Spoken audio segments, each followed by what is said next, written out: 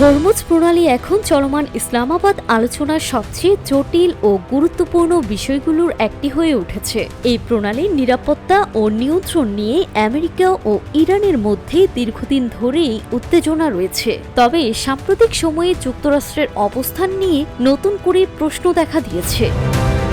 Washington থেকে সাংবাদিক mic Khanna জানান, এই ইস্যুতে যুক্তরাষ্ট্রের অবস্থান সময় ও পরিস্থিতি অনুযায়ী বদলে যাচ্ছে, যা পুরো আলোচনাকেই অনিশ্চয়তার দিকে ঠেলে দিচ্ছে। তার মতে মাত্র 10 দিনের ব্যবধানে মার্কিন প্রেসিডেন্ট ডোনাল্ড ট্রাম্প হরমুজ প্রণালী নিয়ে সম্পূর্ণ বিপরীত দুটি বক্তব্য দিয়েছেন। প্রথমে তিনি বলেন, এই প্রণালী যুক্তরাষ্ট্রের জন্য খুব একটা গুরুত্বপূর্ণ নয়। এখানে দিয়ে যে তেল যায় তা যুক্তরাষ্ট্রের কোনো প্রয়োজন নেই, বরং অন্য দেশগুলোকেই এর নিরাপত্তা নিশ্চিত করা উচিত। কিন্তু অল্প সময়ের মধ্যেই তিনি অবস্থান বদলে বলেন, হরমুজ প্রণালী খোলা রাখা যুক্তরাষ্ট্রের প্রধান দাবি এবং এটি বন্ধ থাকলে কোনো আলোচনায় অগ্রগতি সম্ভব নয়।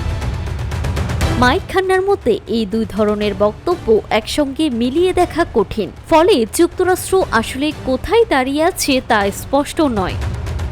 অন্যদিকে ইরান এই প্রণালীর নিয়ন্ত্রণকে তাদের বড় কৌশলগত শক্তি হিসেবে দেখে, তাই সহজে ছাড় দেওয়ার সম্ভাবনাও কম।